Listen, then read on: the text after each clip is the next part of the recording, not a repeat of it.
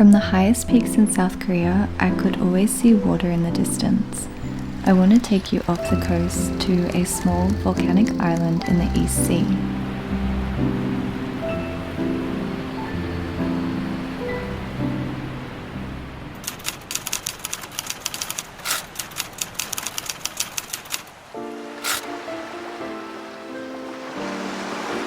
My time on Jeju reminded me that you don't have to go far to find beauty.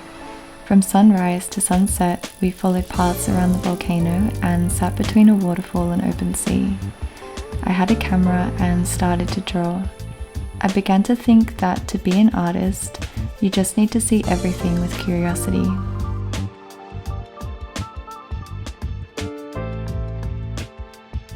Hi, I'm Ling and I do a lot of art and photography.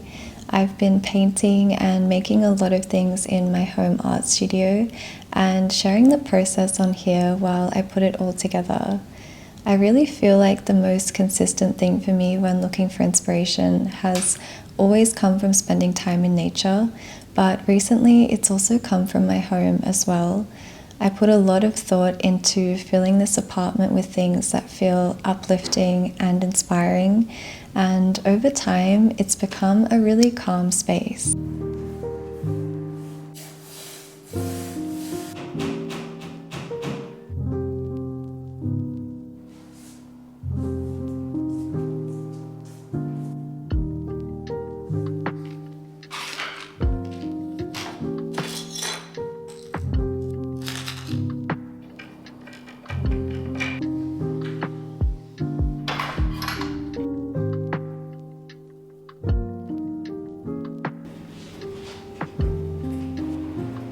I slowly collected handmade pieces and put paintings on the walls. I always have a book open with different art styles. I've filled albums with photos of our memories, and I try to keep a small drawing on the table that I can add to at any time. It's so much easier to find inspiration now because I think I'm taking in a lot of small ideas every single day. But in the bigger picture, I also have times where I just feel really lost. I decided to look back through my journal and I actually realized that this is a bit of a pattern, almost like a complete cycle, where on one end I sometimes feel like I have endless inspiration, but on the other end there are times where I feel completely stuck.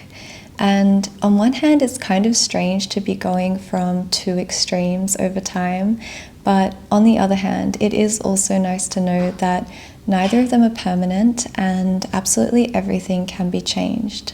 So in case we're all sitting in the same cycle or stuck in a pattern like this, I thought it could be a good time to talk about finding beauty in everyday life instead. It's more of a consistent process of appreciation, which I think can always be turned into inspiration. And to sit with this idea, I revisited an artist who painted Jeju Island, which is one of the most beautiful places that I've ever seen off the coast of South Korea.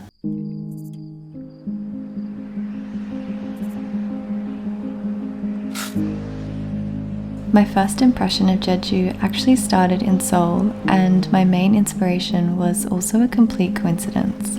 While we were in the city, Jason and I spent a lot of time in art galleries. Just by chance, we found one with paintings of the island.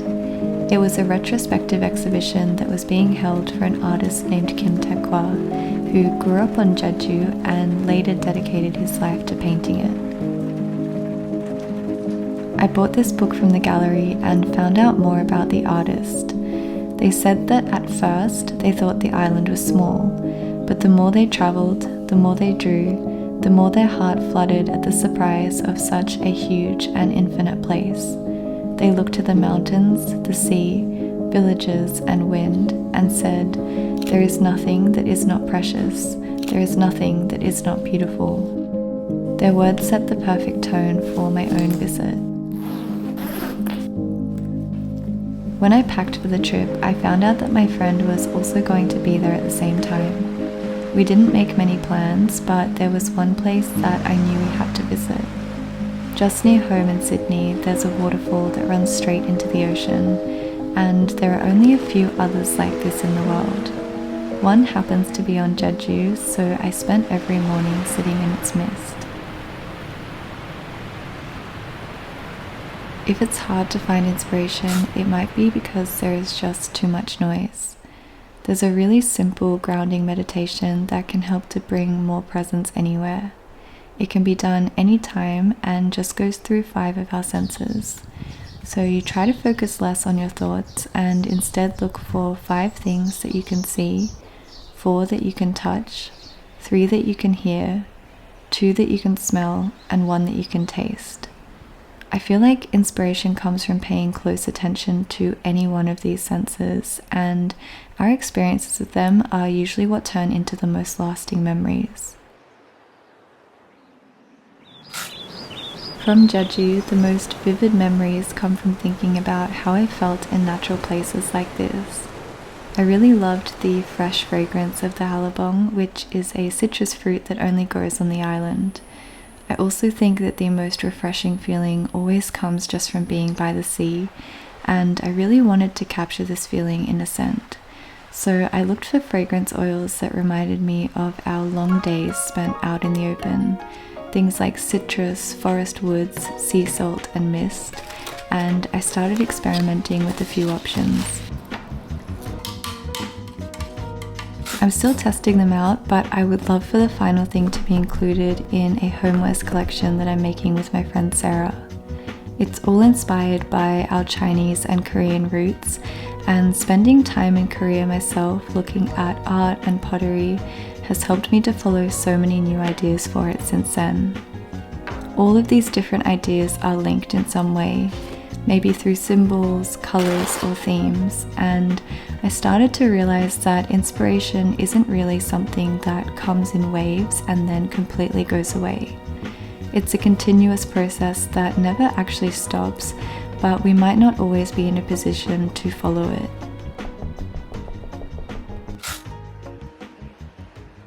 It's quite rare to have inspiration light up whenever you sit down with the intention of making something. It's much more likely to be there in the background, and it's a lot easier to reach if you stop looking for it and let your mind wander instead. But if you're feeling really stuck, try to remember that you don't always have to invent something in isolation every time that you create. Every feeling of inspiration is more like a collaboration with nature, with things that we've seen or tried, and with our own memories and experiences as well.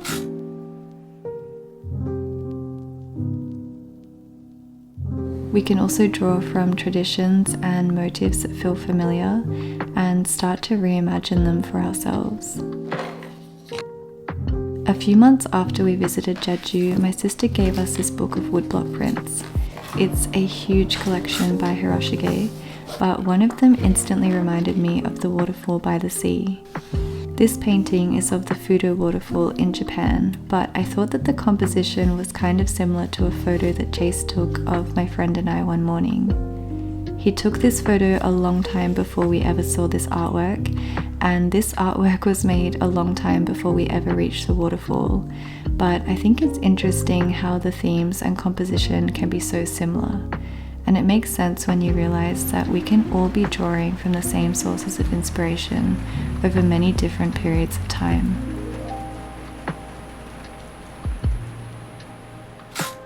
Looking at the works of other artists is also one of the best places to find it too, especially if they create in a style that you don't normally make for yourself, because it will help you to look beyond what you already know. One of the easiest ways to find inspiration is to spend less time in our own mind and to start making something with our hands. A lot of people say that a blank canvas feels like a block to starting something, so I think sometimes we just need to do absolutely anything to make the first mark and start to let go of any expectations or worries. It can also be easier to start with smaller plans. For a long time, I had a lot of half-finished drawings around, which I might never get to, but I decided to create a collection of smaller ones instead recently, and they've been so much easier to start and finish. They don't take any less time to draw, and actually sometimes it's harder to make something smaller, but for some reason I feel like there is just less pressure attached to them. So I picked out a few photos from our trip and decided to draw them too.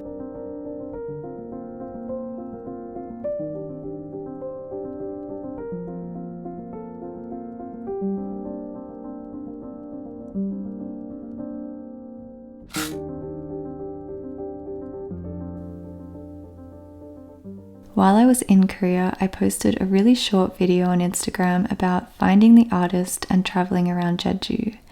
It felt like an easy story to tell because it was the one that I naturally found on my trip, and I didn't really have any expectations or plans when I shared it. But Jeju Tourism Organization saw the video and asked if I could make it into a longer one.